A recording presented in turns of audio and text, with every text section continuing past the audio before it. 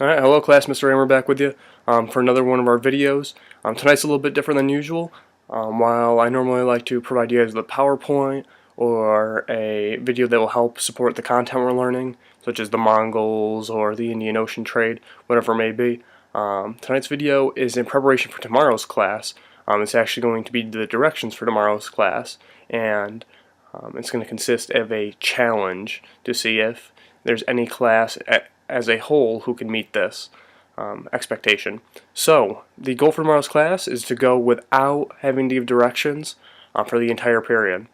So this is going to require teamwork, without a doubt, because there might be people who haven't watched the video even though they're supposed to. So we're going to need some students to really step up as leaders and help kind of guide the group in the right direction. And if any class as a whole is able to get through this challenge, then there will be some type of reward. We haven't decided what it is yet. No homework, some type of food, whatever it may be. But we'll discuss that if and only if a class is able to meet and kind of exceed this challenge that we have. So the challenge as a whole is very simple in my mind. However, it requires two important steps. Step one, watching the video. Obviously you're saying, well, Mr. Raymer, this is an easy step because I'm watching the video right now. So that's perfect. So step one, out of the way. Excellent. Step two, however, is to get through tomorrow's class without having to give any directions. And there's going to be 4 steps that if you follow those, will put you guys in a good spot. So step one is when you get into class, I'm going to have packets for you for when we go out and look at the placards either in the library or the atrium. That will help kind of guide you through the day's activities. Once you pick up this packet in class, you need to put your name on it, your period, and the date. Straightforward, business as usual, as you guys have done, and this class as well as every other class so far throughout the year. Step one, easy one to get out of the way. Step two, you need to identify at least one partner, potentially 2, depending on how big your guys' class is. Period 6, for example, you probably want to have 2 additional partners along with yourself. Periods 2 and 3, you guys can probably get away with somewhere between 2 and 3 partners for each placard. These are the people you're going to be moving around with from placard to placard. Each placard you guys will be at for about 2 minutes, making observations, answering some of your questions on the sheet that we have. So that's kind of the goal of tomorrow, is to get you guys exposed to some of these inventions, the compass, canal lock, mechanical clock, whatever it may be, a little bit more in depth, and get you guys thinking behind the basic level of what is a mechanical clock to how does the mechanical clock, for example, help us in modern day. So those are a couple of things we're going to be looking at. So step one, we got pick up the packet, put our name, date, period on it. Step two, we get in our groups that we need. Step 3 is very straightforward, but you're going to have to remember the directions are not coming from Mr. Raymer. So the directions instead are actually going to be provided to you guys on the first page of your sheet. So when you come into class, you're going to see this sheet right here. Up top you have number 1. I think it's just writing the name of the invention itself. Step 2, writing the Chinese character.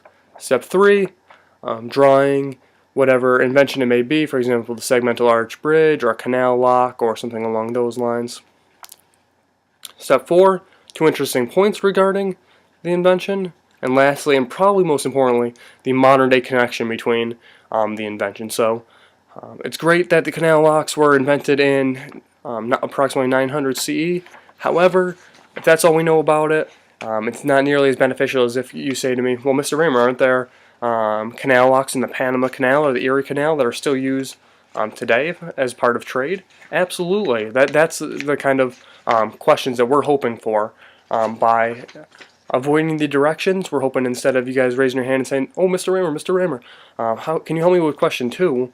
Instead, we want you to say, Mr. Raymer, Ms. Waltermeyer, is my connection to modern day appropriate, or do you think this is a great idea for an observation from the placard? We want those kind of more in-depth questions as opposed to just what do I do for number 1, 2, 3, whatever it may be. So we're hoping to get a little bit more in depth with our questioning to make sure you guys have a deeper understanding of what we're talking about. Lastly, and different than usual. At the end of class, you guys know I like to usually give you about an hour and a half when we do projects. Think about our super project, a lot of our journals. So 2 class days. So you're probably going to have Wednesday and Thursday for this. At the end of class on Wednesday, you're going to hand me your packet with whatever you have completed so far. You should have a decent amount done because we have spent the time on the placards. So you should have at very least number 4 done, but you have, I'm sure, more than that because the first 3 are very straightforward.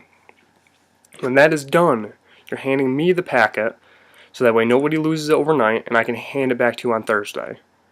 So that's step 4. If you guys are able to complete those 4 steps, again, it sounds simple. Grab the packet, put your name, date, period on it.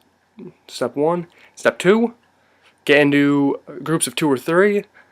Step 3, follow the directions on the first page of your sheet.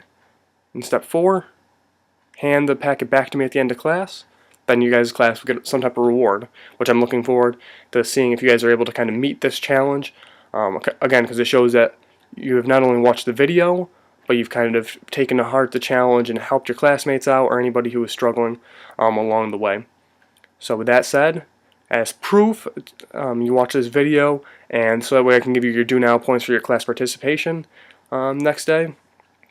I need you to write down the following number, 1776. So the reason I picked that is because Declaration of Independence, founding of the United States. Write that down in your notebook, 1776, and that'll show me that you watched tonight's video, letting me know that you came to class prepared and kind of ready to lead your smaller group of 2 or 3, but also anybody else in the class who needs it.